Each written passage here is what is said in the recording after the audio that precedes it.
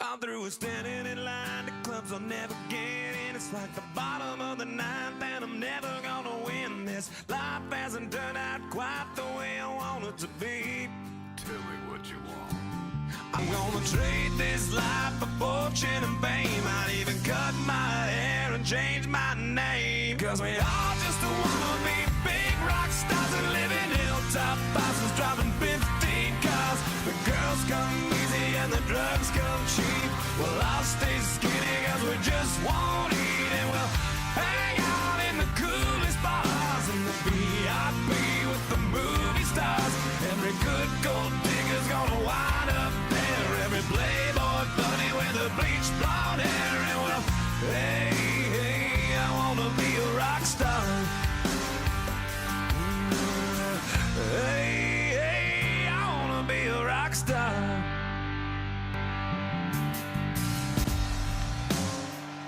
Ladies and gentlemen, welcome to PCW episode 16. We are just moments away here. We're on the road to unfinished business, live from Philadelphia, Pennsylvania, in the PCW arena. This is Brian Cole. My usual partner, Steve Meadows, has the night off, being joined by Christian Edwards here tonight at the commentary table. It's been quite a while since I've been behind the desk for PCW and in call wrestling in general, but I'm ready for a stacked show tonight, including our main event, champion versus champion, PCW Elevation champion Aether, PCW champion Nathan Vaz, one-on-one for the first time in PCW history. A collision of champions, a collision of the stars. Nathan Vaz has quite a history here in the industry, but the way he's been rebounding here lately, that he's also a future star, as is Aether, and we are opening up with a big-time one-on-one match here. Title implications everywhere. Wonderful motivations down on the way to the ring. We've got tonight Kevin Wonderman taking on Gideon Parks of the second generation sensations. This has been heating up, Christian. It's been quite a rivalry between these two teams. Yes, indeed. It's gotten very personal as of lately, with Mo Houston mentioning Reed Jones's father, Ryan Paul Jones, bringing up his family lineage, just insulting them, insulting where they come from, El Dorado Championship Wrestling. And to say that this has escalated very quickly is an understatement. Yeah, I have a long history ties to El Dorado Championship Wrestling, the owner there. Even seen Reed Jones come up through the ranks and try to find his own through there. And it's nice to see him being one of the first of PCW to branch out into other shows like PCW here. And, he's a Jones. He doesn't take well to being insulted, to having his family's name drugged through the mud like that. And apparently that's, half of the MO of Mo Houston, if you will. Yeah, no pun intended there. As this is not about Reed Jones tonight. This is about the man in the ring right now, the heir to the pack, Gideon Parks, son of also ECW star, former ECW star Kyle Parks, as he takes on Mo Houston here. Last episode, we did see Kevin Wonderman defeat Reed Jones in action. My apologies. Reed Jones actually got the victory over Kevin Wonderman last episode. So let's see if Mo Houston can get some retribution here on the very last show before unfinished business. I'm glad you said they actually corrected me there as well, because I thought Kevin Wonderman was opening this match. I guess I got my notes mixed up here. Mo Houston, though, he's very dangerous. His combinations of elbow strikes we've seen in the past, not to mention just his very wily and the tactics that he brings to the ring, makes him a very, very dangerous opponent. Gideon Parks, still a little bit inexperienced, still learning the ropes. I mean, he's only been around the scene here for almost a few years now, going on maybe a little over a year and a half. So he's still learning the ropes.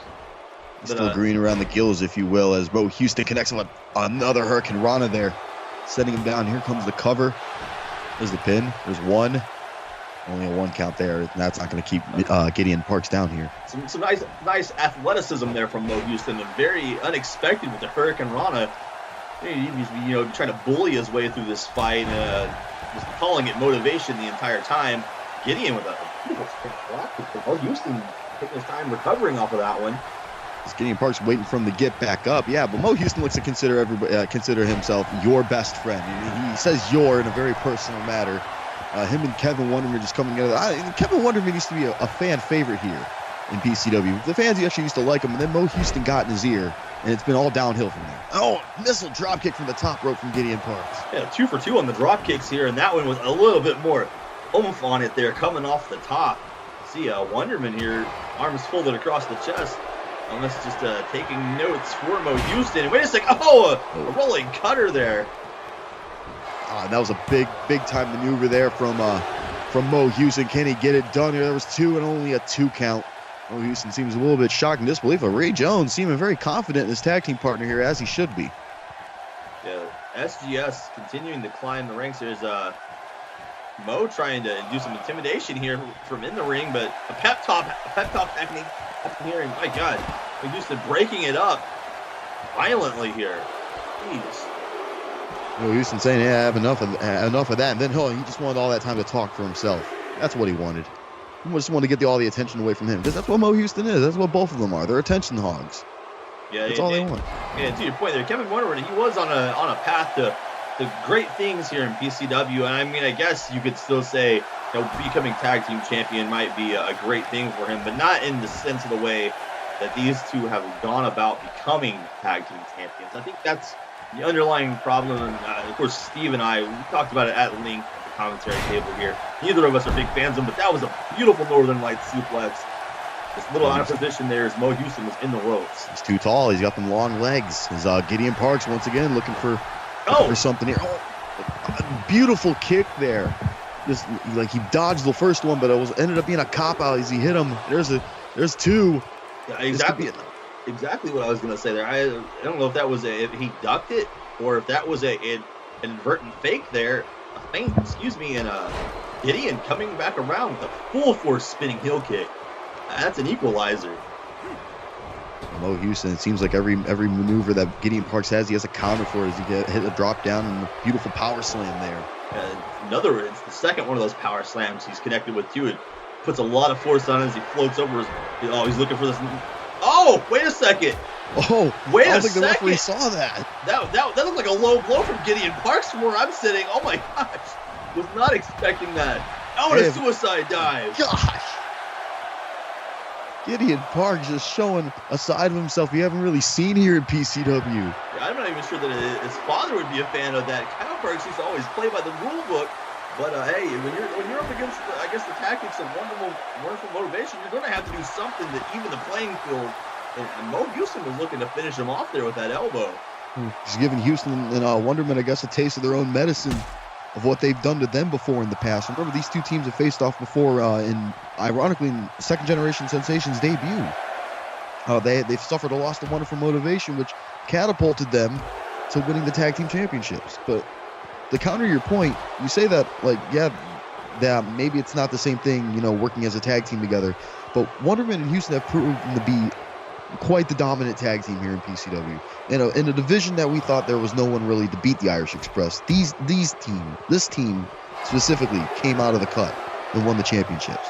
And with that, I mean, they dismantled the Irish Express. They took them off their game plan. And they haven't been seen since. Yeah, it's been very interesting. Of course, that's led way to SGS regrouping here and making a comeback, if you will, resurgence. Gideon's here on the top, measuring him here, and my! There it is. What a maneuver that! I don't even know what the hell that type of move was. It was like a corkscrew moonsault almost. He added an extra half a rotation on there. Interesting enough, that's a move that's been passed down through the lineage of ECW, and only a 2 count. The move that was first introduced by Aether Adamus of all people. Reed Jones used it, now Gideon Parks uses it. Wow. This is a lot for Mo Houston to be able to kick out of that. And for Houston to have a comeback like this, you got to think, what's going to keep this man down? This fight continuing to go back and forth here. Now realizing that that's been Gideon's best offense is being able to use his speed there, taking the legs right off underneath of him. 3 strong strikes to the back of the knee. Striking him out. Look at him staring down at Reed Jones, and Reed Jones continues to look on. Yeah, I don't know what SGS's plan here is. Oh, no, I guess he got a reaction out of Reed Jones there with that kick. Yeah, we've seen these looks of intent from ringside, from both Wonderman here and Reed Jones. And it's very interesting. Now look at this. Reed doing some trash talk here to Mo Houston as he was down in the lower turnbuckle. Gideon going up top side here again. What's he got planned here? Drops the forearm all the way from the upper deck. Huge forearm there across the jaw of Mo Houston. He's going for another cover. Not even a 1 count though. He's going to go up again. Houston still, he kicked out quick, but he's not up to his feet yet from that forearm. I'd be looking to size him up for a second one here. Could go in for one of those corkscrews again. I don't know what Gideon has in mind here. Another one of those elbows. Because that time it looked like a damn fence press the way he landed on him. He landed straight vertically across the chest. They're almost parallel to him. Oh! That was a nasty looking foot. And what is Houston looking for here? He's lining up. Might be looking. He's looking for a big boot. Oh wow! Gosh! Right in the middle of the ring. Gideon's out, and he's got no ropes here to break this up, and he kicks out. How the hell did Gideon Parks kick out of that? Oh! Yeah, the determination here between these two men. Keeping things even. Gideon up for a scoop slam, gets counted into a neck breaker. I mean, now Houston waiting for Parks to get up.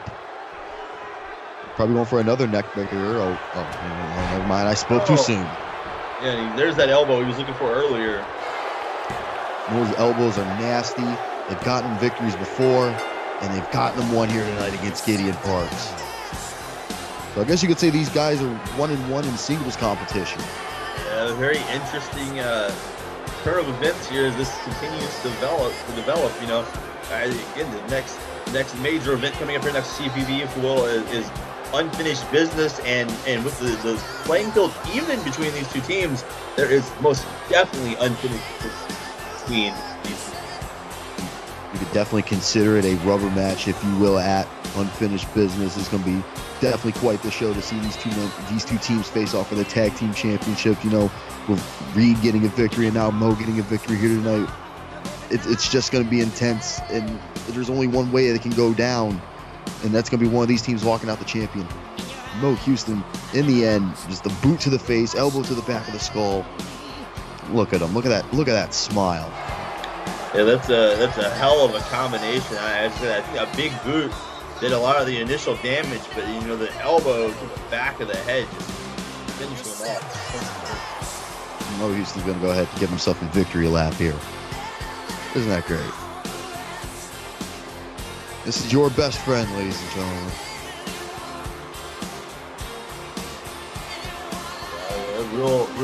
Real confident in himself here. I say he got the job done, so I guess that says enough for itself.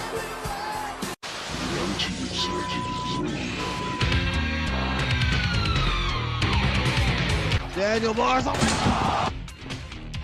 Right, right on. Oh my God! Off the top. Oh, wait. Oh my God! Oh, what a move that was! The no Sasuke ducking! Sasuke sinking! Oh, he got it! 10 years of chasing the tree! This is UCCW, an Ultimate C.A.W. Championship Wrestling. Get a tail off! C.A.W. World Champion.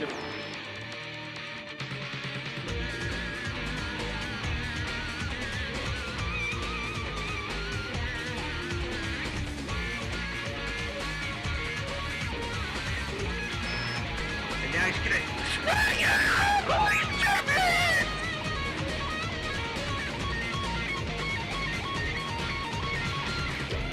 Wait here. Oh my, did you see? Another one! Like the third one! Oh, but no, you see the team! The elbow drop!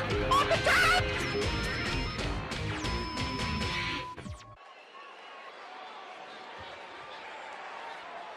And let's look back here. PCW action continuing. And here comes the con artist. Lee Brown has been making waves here in PCW. Lee Brown definitely has been a quite a force to be reckoned with since making his debut. He's 2-0 now. Going to have his third match here tonight.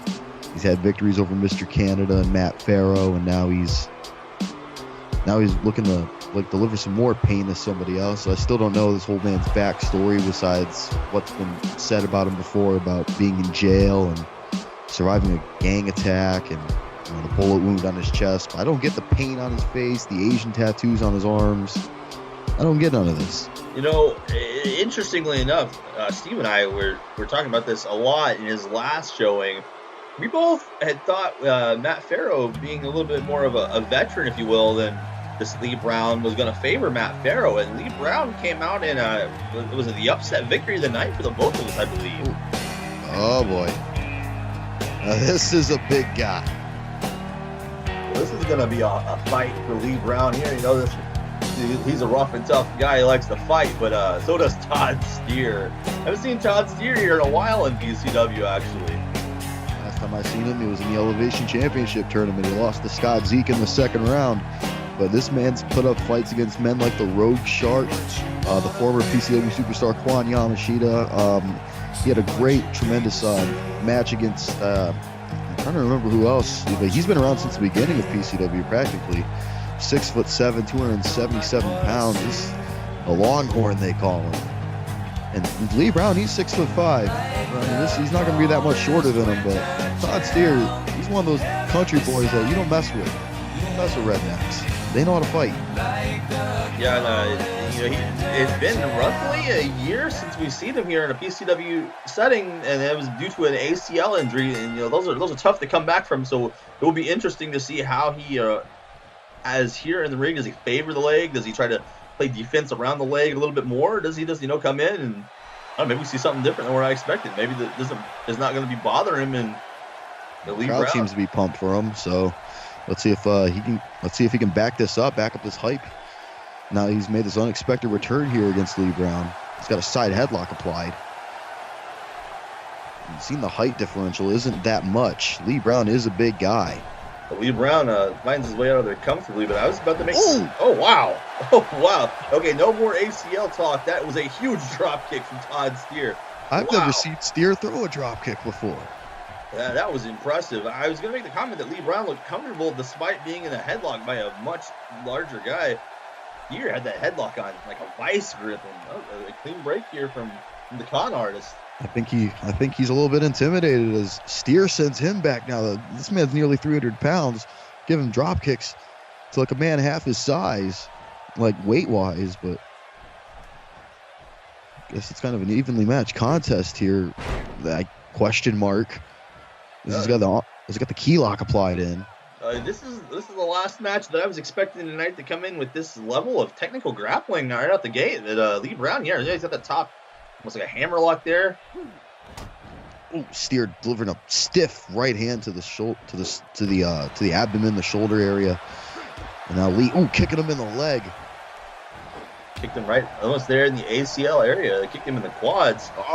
Wait a sec! Oh my God! He bit him. That's not legal. The referee needs to get in there and at least issue a warning. Oh, what? I told you, he's a big dude.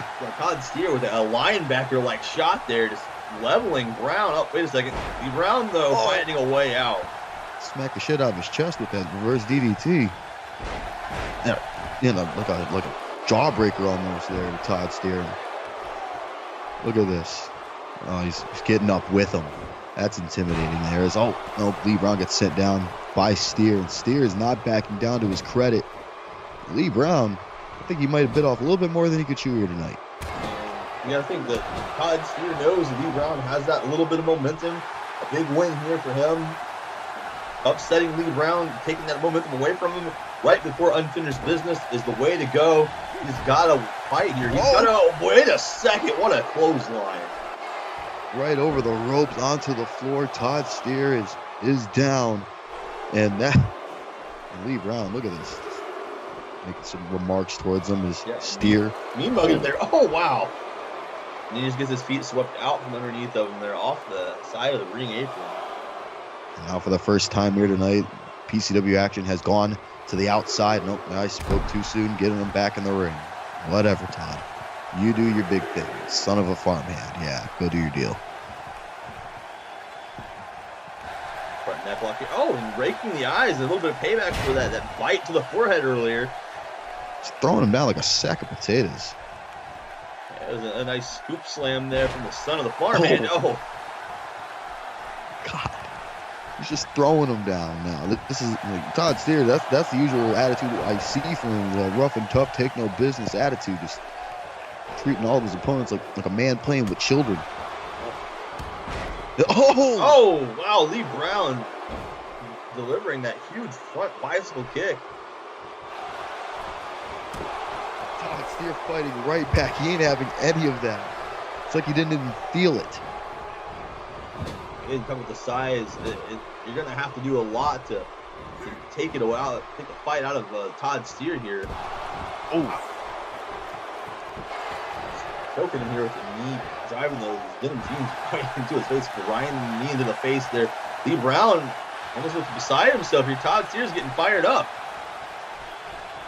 I mean, why not? This is his return. He's got to make a big impression. He's got Brown in the corner. What a boot!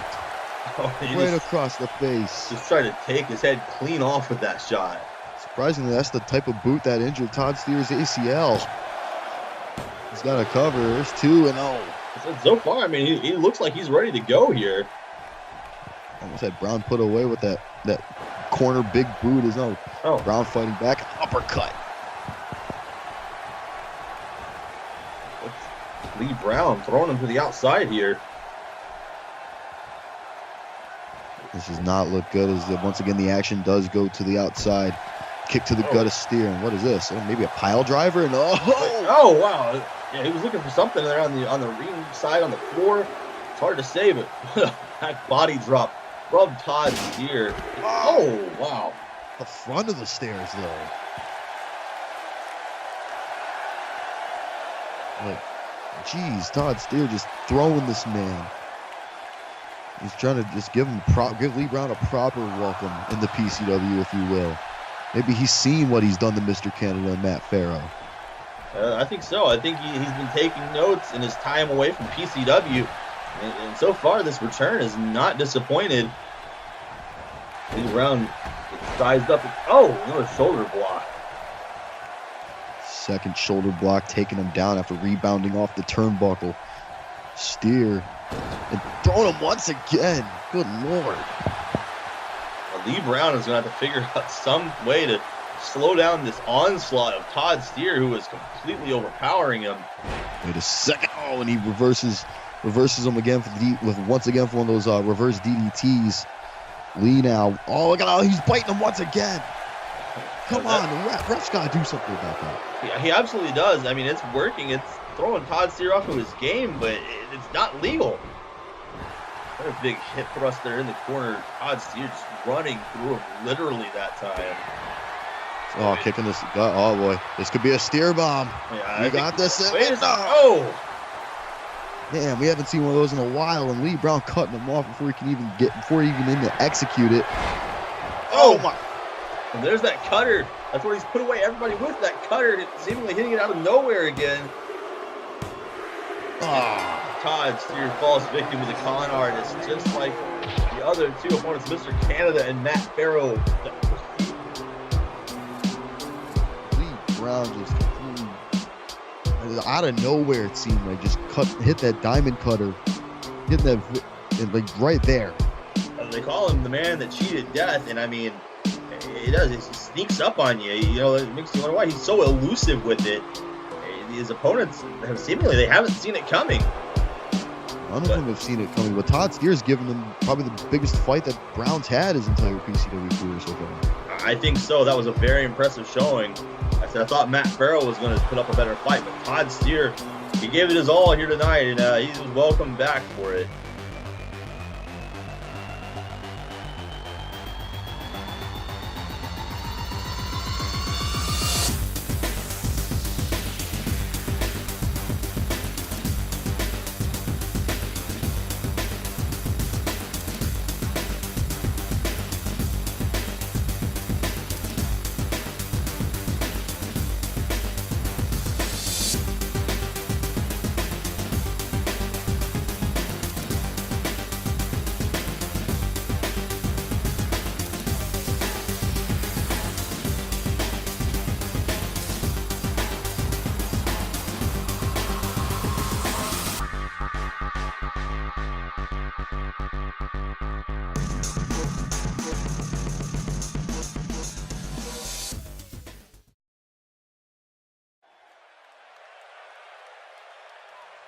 Welcome. We're back, ladies and gentlemen. Of course, as you've seen, you've seen all those promos for a couple weeks now. It looks like Four Eyes is going to make his debut at Unfinished Business. Yeah, we've been seeing a lot here, a lot of hype on this Four Eyes. And it'd be exciting to see him make his debut. Of course, we got women's action. Here's Dani Moon.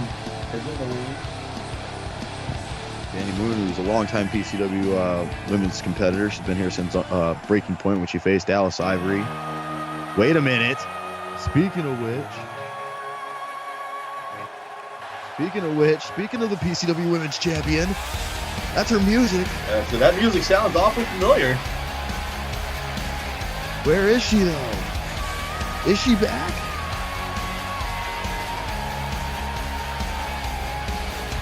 What's going on here? Yeah, as I say, we Come have. on. Sorry to disappoint you guys, but the PCW Women's Champion Alice Ivory isn't going to make it here tonight. She's still recovering from her injuries that she sustained back at Rise to Glory, but rest assured she's going to make her return. But there is going to be a match tonight, so you just stay right in the ring, Miss Moon. Your opponent is this one.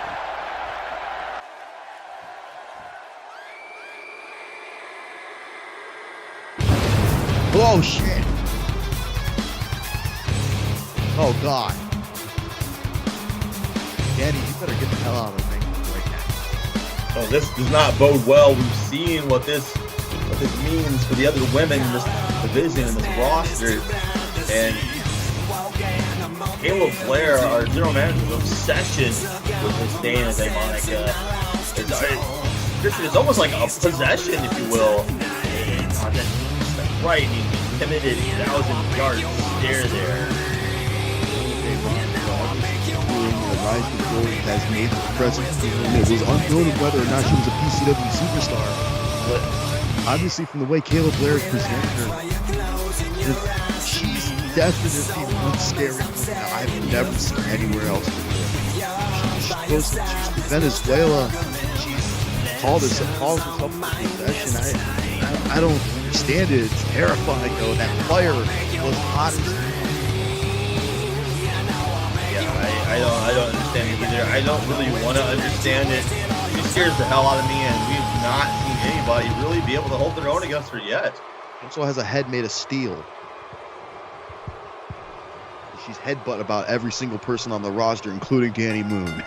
And Dani Moon's now got a match with her officially. This isn't just a beatdown. It might as well be, but now it's an actual match. It's going to be legal. Yeah, and you got to think, what a con here. You know, our general manager duping everybody, using Alice Ivory's music like that, and just for another mugging that we're going to see here, it appears. Well, Alice Ivory will be returning soon to PCW. We know that, just not now. The damn shame that Caleb Blair, they do that to everybody. We were supposed to expect to hear some news from her tonight, but I guess she's still recovering. I would imagine so, and we hope the best for her recovery. But Dani Moon here is just being picked apart by Dana Demonica. Finally getting free, they're able to kick her away. Let's see if Dani can actually get some offense. And Dani Moon is one of the only PCW superstars to not have a winning record here. She hasn't won a match since her debut, but a jawbreaker. I don't think she's going to do too well here against Dana Demonica. Well, when you have somebody like Demonica running around, you know, wins and losses kind of fade into the background, if you will, and it's your survival that's in the foreground. And look at our running STO. Dani was trying to get some momentum in, and it was just all turned against her. Another jawbreaker there. Dani doing the best she can. The only person that's really put up a fight against Dana Demonica was Toxic, though. And look what happened to Toxic last episode. She got left draped in front of the floor of Blair's office. Yeah, it was just a sickening attack there. But kind of like what you said, kind of like a sacrifice almost. It absolutely was. Again, like this relationship, if you will, between Demonica and Caleb Blair is just frightening. And it's downright terrifying. It's almost like a horror movie to watch as Monica now with a headbutt across the face. Like I said, she has a head made of steel. Like that sickening headbutt across the skull of Dani Moon. I don't think she even knows where the hell she is. And now, wait a minute. Dana no reversing. And wait a second. Dani Moon out of nowhere. Tilt-a-whirl DDT. Planting Monica on her head. Trying to keep her down. And oh, she's right back up. She's right back up on her shoulder tackle. And now, Dana continuing the assault. Another DDT just planting Dani Moon on her head. God, their names sound so alike. So it's kind of hard to call this match. Is off the ropes on a big clothesline, taking down Dani Moon. Fuck, I'm gonna keep doing that. As Dana now just got her, throwing her to the outside. No, catches herself on the apron. Oh my gosh, she roared in her face and then punched her in the jaw. Good lord. Monica now stalking Dani Moon's forearm right across the back. And we've seen what she can do on the outside to other superstars. We've seen what she did to AJ Lazaro. We've seen what she did to Toxic. What she's done to Gemini Wheeler, who unfortunately, she couldn't make it to the rest of the PCW shows after her debut. I don't think she wants to come back after that beatdown she received from Monica. But Monica's virtually destroyed the entire women's division. Look at her getting the ref's face. I mean, the ref's just doing his job. He's trying to make a count out. I don't think she even speaks English. As Monica now just stalking Moon onto the outside now. The referee was at 9, but she broke up the count only to apply more punishment. Look at those fists. And I don't know if you see that, ladies and gentlemen, but if you look close in on her hands, those are spiked knuckles on her gloves. Oh my God. This is just, man, if Monica was a man, this would be spousal abuse. And right against the guardrail. And oh my God, slamming her spine first into the guardrail that's meant to barricade the fans from the wrestlers. And Monica could not care. I mean, she could beat the hell out of any of these people in the crowd, probably. Maybe the women, maybe the men, maybe the children. I'm just astounded that this is still going here. Oh, look, your microphone's fixed. Cool. Yeah, sorry, I had a connection issue there. But Monica here just raking at the face of this camel clutch. It's not even a camel clutch. Kind of looks like a chokehold. She just got her by the throat. And Dani trying to get right back out and a drop kick.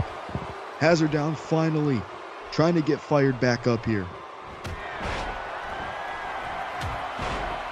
Couple of clotheslines. And now women. Oh no. Cut right back off. Oh no, here we go. Got her a handful of hair, just the repeated headbutts we've seen so many times before. God, that's just an easy way to get a concussion. She's headbutt the hell out of everybody on this roster. And now, oh my God. That is the last exorcism, sizing her up, and nobody has gotten back up from this. Everybody has felt the last exorcism. I mean, I think that may be like the third or fourth time that Dani's been hit with one ever since Monica's been here. And it puts her away here. Monica's your winner. Good Lord. That stare just now. I'm genuinely terrified. I've never been afraid of a woman before in my life. Yeah, That's a lie. Hillary Clinton. But I wouldn't want to meet her in a dark alley for sure. Dana Monica, that is. Utterly frightening. Genuinely scary. Just making sure that, look at the way she just circles the ring to make sure that everyone knows that this is her ring now. And that any other woman that tries to step foot in PCW, well, they got to get through her. And she's not even the champion. The champion's her because of her. Oh my God. I'm not going to get used to that. That's like singe my eyebrows off.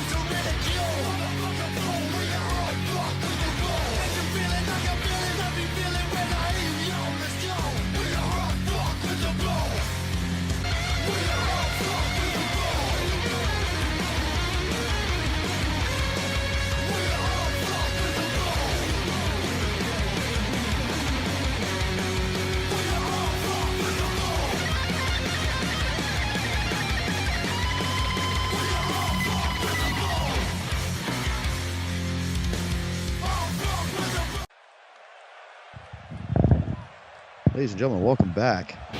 PCW action continues, and it continues in a really big way. Oh, we're moving on to the later portion of the evening. David Sandman rolling into the building here. And Number one contender. it is time for tag team action. We saw tag team wrestlers earlier in singles action, but this one, oh boy, this one's going to be special, Christian. Yes, indeed, the number one contender for the PCW Championship. David Sandman faces Nathan Vaz in the main event of Unfinished Business, but here tonight, he's got some unfinished business here tonight with God's greatest gift, or as they're calling themselves here, 3G. Or like 3 goofballs, I like to think. And they've made quite the enemy out of David Sandman and Scott Zeek. That's exactly my point I was getting ready to get to. As we saw recently on PCW programming, the complications arising there with Scott and Zeek, and we know the history of Sandman and Zeek being good friends.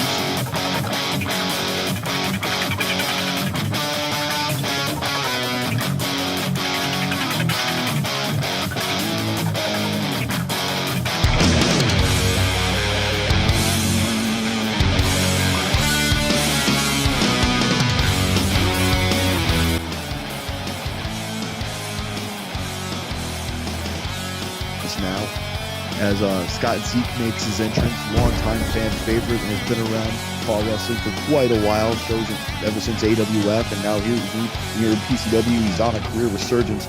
But as I was saying, this whole thing, the fact that these two men are finally standing up to Nathan Vaz is impressive, because this whole thing started because Caleb Blair chose Nathan Vaz as the champion, and I'm gonna repeat myself. I didn't mess up. I said chose him as PCW champion.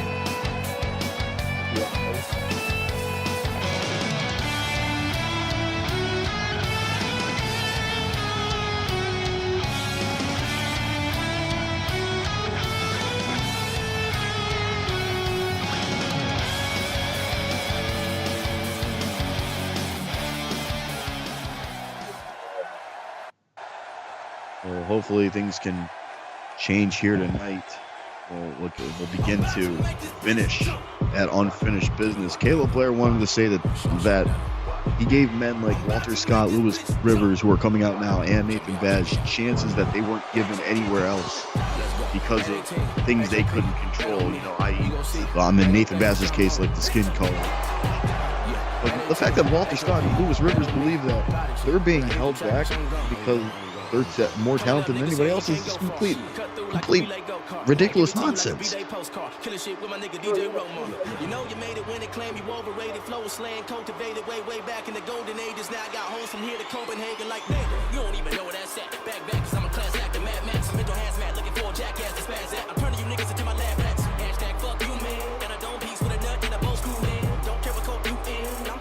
The thing is with these guys, particularly their de facto leader, the champion David Vaz, is that the one thing that he is most certainly a professional at is a professional excuse making, and that's where the problem lies with these guys. They just come out here like everybody else and put on a show, wrestle, get their job done, get paid at the end of the day. But no, they want to come out here, make it about things that wrestling is not about, and it ruins the experience for everyone. Well, their argument is that it's secretly what's behind the closed doors of PCW. But then I try to think to myself, like, whatever happens, it's too controversial to even bring up, and it's stuff that, like you said, does not belong in the wrestling ring. If you have an issue, that's where you need to take it out at. Is your job as a professional wrestler. I do agree with that, and well, hopefully Walter and Lewis can actually do something here against Zeek and Sandman and Scott Zeek nailing a standing shooting star press. Just showing off the athletic dominance here over first-class Lewis Rivers. Yeah, a quick pin there, taking Lewis out of his element a little bit.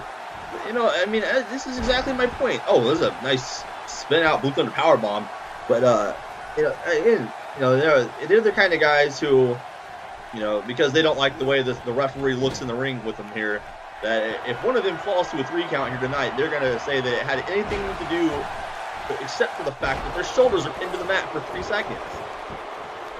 There's really nothing else that can change here unless it's caused by their doing. Last episode we saw Scott Zeek, who's getting covered right now by Walter Scott. There's a cover. There's 2. And only a 2 count there, like I said. But last episode we saw Scott Zeek take on David Sandmen, and not only was Lewis Rivers and Nathan Vaz at ringside, but Caleb Blair was at ringside as well. Absolutely, and and again, this was covered very much on that episode. Why does one man need so much backup ringside? It's just preposterous. There's no explanation for it. But these men are the kind of men who will come out here and they will have a reason for it. They'll have 5 or 6 or 7 or 8 reasons for it. Just get in there and wrestle. That's what the fans want to see. They don't care about all that other shenanigans. They just care about exactly how you perform in that ring. And right now, they're not really showing too much, as Scott Zeek has Walter Scott down with that front slam. And now he's up on the second rope. Scott Zeek looking for him to get back up here. Yeah, exactly to my point. Scott Zeek comes out here and he impresses the fans. The key word there, he impresses. Every time, win or lose, Scott Zeek is incredible in the ring. That's why he's been around as long as he has. Why he's still blowing these fans away every time he's on PCW television. Hey, you can see a Sandman cheering on his friend as well. Oh, Walter Scott, though, unloading that uppercut. Now Walter Scott now with a sling blade taking down Scott Zeek. And Walter Scott on his own is a very impressive singles competitor. Lewis Rivers on his own is also a very impressive singles competitor. Tag team, they're about phenomenal. Just the people that they run with, it just speaks bad volumes for them and a bad first impression here in PCW. Definitely also getting on the wrong side of David Sandman too. Walter Scott and Lewis Rivers, again, the sky's the limit for them. It's just they're new. I feel like they're so new to the scene that they were just easily misguided by somebody who has been around the block a couple of times in Vaz. And hopefully they'll come through and they'll see the light at the end of the tunnel before it's too late. But if they don't, then that light's most likely going to be a. Oh my God! Oh wow! What a splash there! That light, if they don't see it coming, is going to be a freight train in the name of David Sandman. Look at Walter Scott. What does he do? Is he again? This is uncalled for. This is just mockery now. 3G aren't even attacking him. They're just standing over him and mocking him. Walter Scott was doing freaking push-ups, and David Sandman, who's come over to the opposite side. Wait a minute. Oh my, taking out Rivers. I maybe was aiming for them both. Looks like Walter Scott was able to avoid the damage there. His partner took all of it for him. Get back to the opposite side, just making some backup just in case. And wait a minute, Scott Zeek now. Oh, Scott Zeek for an arm bar. Yeah, rolling through. Oh, look. Mattson. Yeah. Walter had some mat sense though to grab the rope immediately. And sending Lewis Rivers down. Now both members of 3G are down at the feet of Scott Zeek. Sandman hasn't even gotten a tag in yet, barely.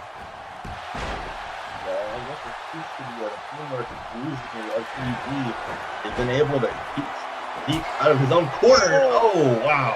Hello. Nasty, super kick there. He's too close to the ropes as Sandman now getting in the ring to back off, to ward off Lewis Rivers.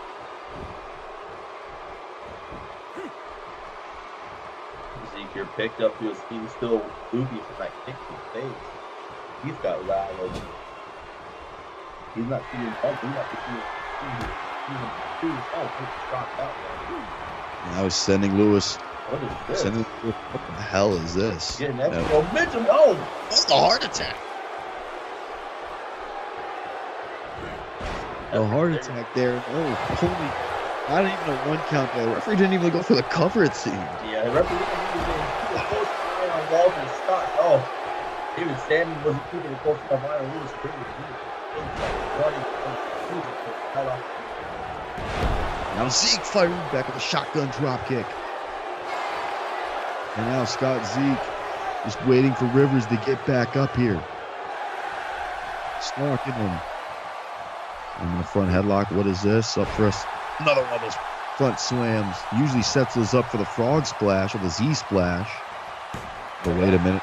Rivers getting back up here. Building some energy himself. Oh, bullseye. Another one. Off the corner. The athleticism of Lewis Rivers. Oh, he held on. Saw it coming. He held on, and here comes David Sandman. Now Sandman's in the ring. Scott Zeek with a chop and a clothesline. Oh, Scott Zeek should have moved out of the way. should have got right out of there. Like Sandman came right in, didn't even care. That huge clothesline. He's got Walter down. Oh, wait, Rivers. Shot to the gut, has him in the corner. Wait a minute. Sandman fires back with a clothesline. Sandman is on fire. He's been waiting all night to get into this match. Walter Scott is laid out. Lewis Rivers in a bad place here. Scoops him up. Oh, just throws him back down. And what a haymaker. It's like a fisherman suplex, but just dropping him. And now, wait a second. Wait a minute. Carb stop. Things are going from bad to very worse for Lewis Rivers here. There's a Taking cover. the cover. It's two. Oh, Walter was too late. What? Wow. Just like that.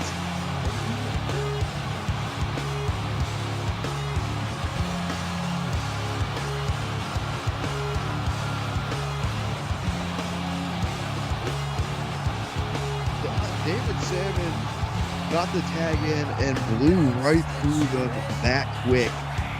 What does that say for unfinished business? Oh my God.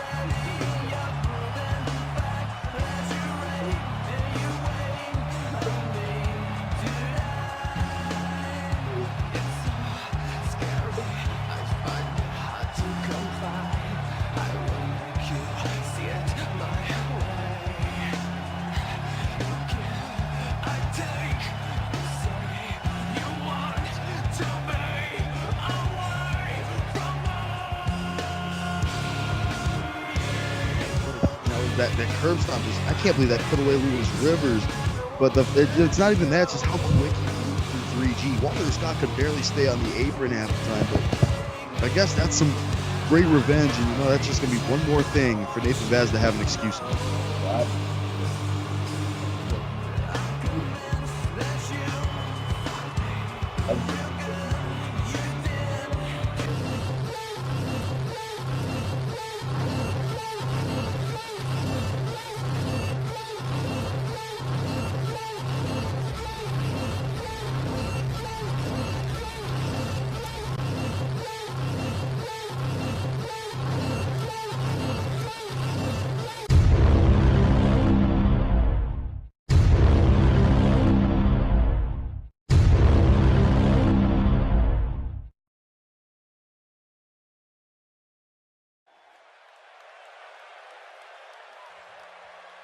Welcome back, ladies and gentlemen. Make sure you check out CCL Adrenaline 100th episode when that comes out. Also, remember to check out CCL Supernova when that comes out, as well as I'll be ring announcing both of those shows. That's what I do on the side. Because it's main event time here at PCW.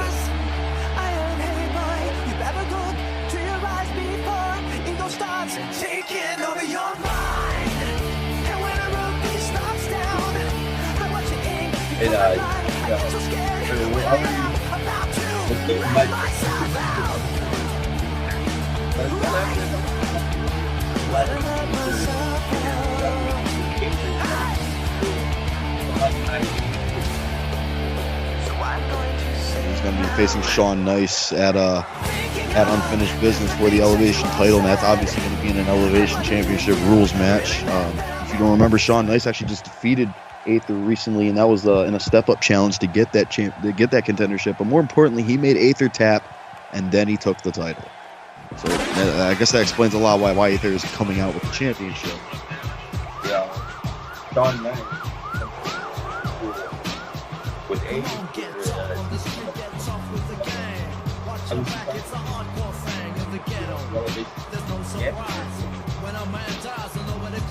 You know, the PCW Elevation Championship is back, I believe, in Aether's possession, but Sean Knight did take the title that night. Aether not coming out with it, obviously making a safe chant in case, if Sean Knight comes out, tries to steal it again.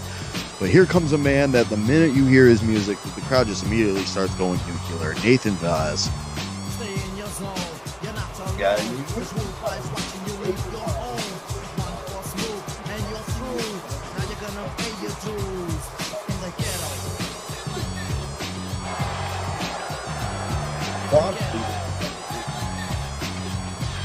They're not here.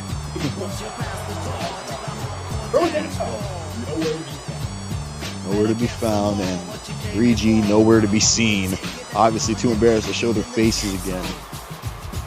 I mean, good lord. Walter Scott bounced off of the announce table like a pinball. Lewis Rivers, man, he was putting up a good fight against Scott Zeek, and then the minute Sandman came in, one stop to the head. He might be sleeping. He's definitely Walter might have had to carry him on. No, Lewis Rivers on that. Oh, Nathan Vaz flipping off the hard camera. Might be saying a little bit something to some people, maybe the people at home, as he tries to taunt Aether, and Aether begins to fire away. Like I said, this will be the first time these two men face off in one-on-one competition. Champion versus champion.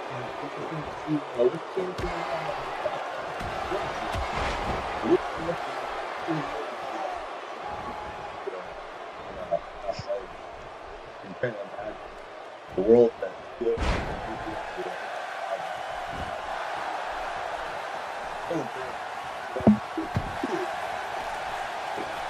He probably says that to this day. If you ask him right now, when you think of PCW, who do you see? Nathan Vaz. That's exactly who he'd say.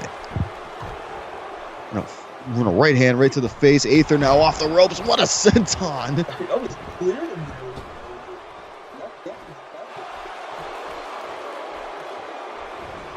Now jaw jacket to the fans, and Aether. Nearly. Aether going airborne. I believe his feet touched the top of the railing when he went over the ropes. And now just firing back at Nathan Vaz. Vaz fighting back, however. Sends the Elevation Champion into the steel steps. Aether is athlete of this generation. The things he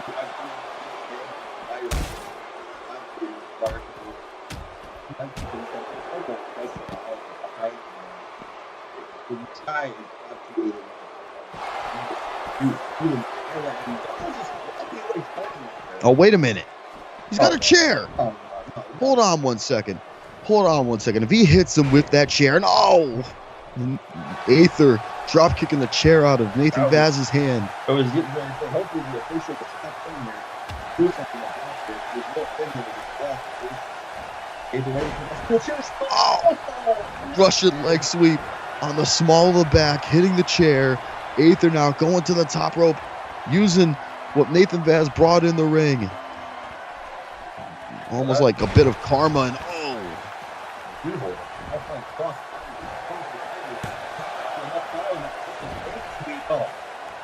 PCW champion.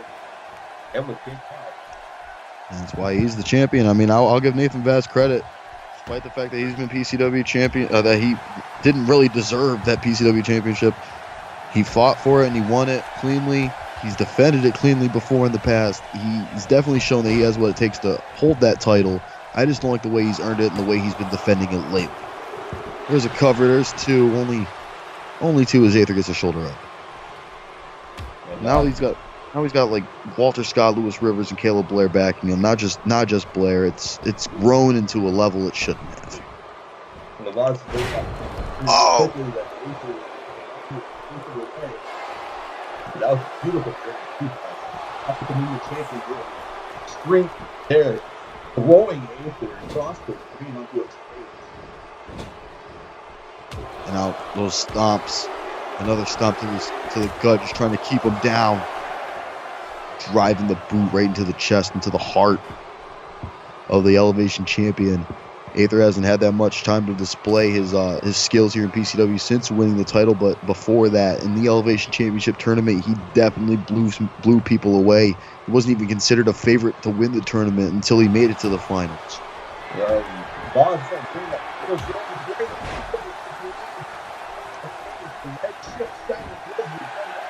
Champion. Two. Oh, almost. Almost a three. Nathan Vaz able to kick out of that.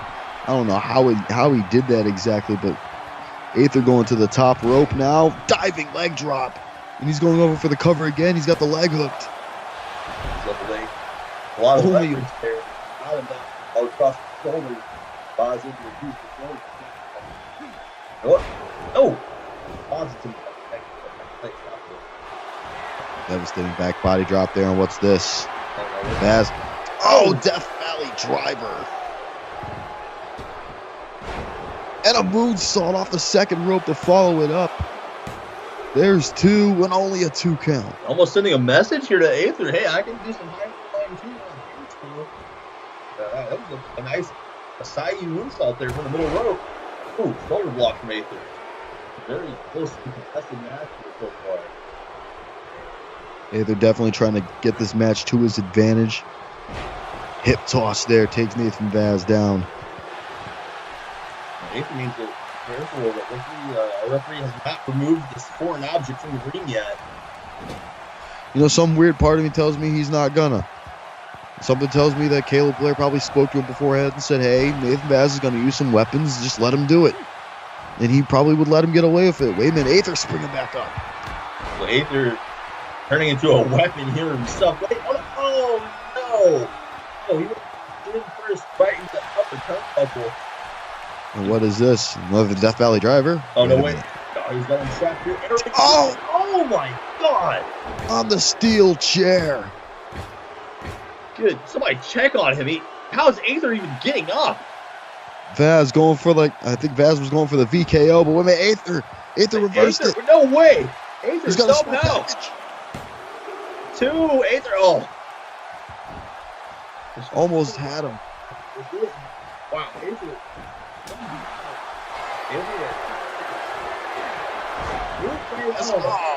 Nah, civil casualty there from Nathan Vaz. You haven't seen him use that move in forever. That's the move that won him the championship. Yeah, he's getting fucking with that.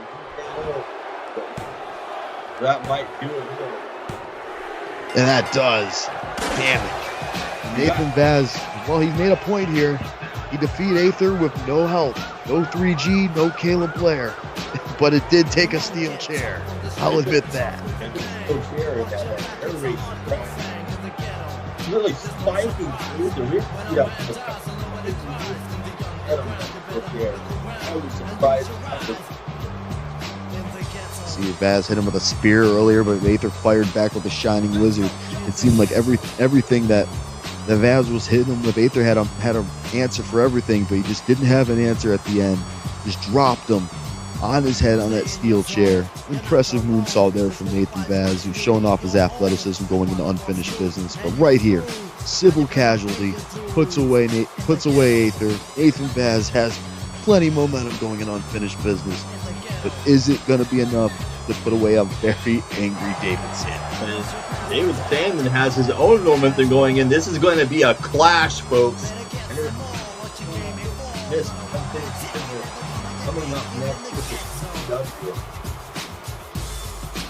Definitely, and now Nathan Vaz is taking a look at that steel chair and taunting to the fans. Ladies and gentlemen, we'd like to thank you for watching this episode of PCW. We'll see you at Unfinished Business, our last show in the PCW Arena of Philadelphia. For Brian Cole, I'm Christian Edwards. Good night.